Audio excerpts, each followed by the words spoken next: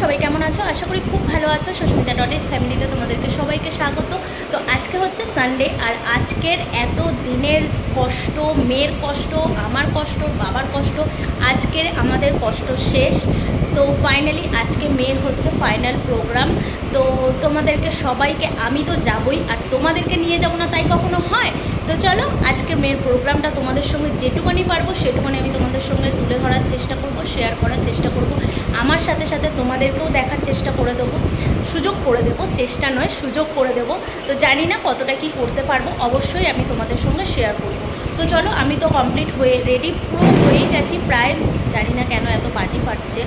তো চলো, অবশ্য হ্যাঁ কালকে ইন্ডিয়া জিতেছে, সেই কারণে সবাই দিকে আমি আর যাচ্ছি না, আমি রেডি হয়ে গেছি।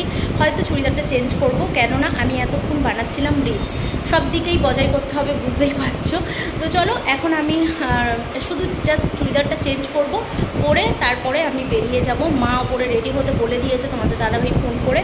তো চলো আমার সঙ্গে তোমাদেরকেও সব কিছু দেখাবো। এতদিনের আমার মেয়ের আমরা তো দেখিনি অবশ্যই, তো আমরাও নিজেরাও ওদের পারফর্ম দেখে সারপ্রাইজ হয়ে যাব। তো অনেক দিনের কষ্ট মেয়ের আজকের সফল হবে। তো যাই হোক না কেন, জিতুক না জিতুক সেটা পরের ব্যাপার, ও যে পার্টিসিপেট করতে পেরেছে বা করেছে এটাই অনেক। তোমরা কি বলো, তাই তো? তো চলো একদম পুরো মঞ্চে গিয়ে তোমাদের সঙ্গে দেখা হচ্ছে। ওই এ শুধু হেলমেটে মুখ লুকোবে।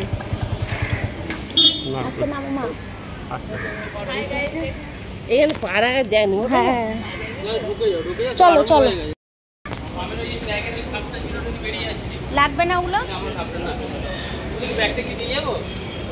তো চলো আমরা এসে গেছি, এবার ঢুকবো, লেট হয়ে গেছে অনেক। চলো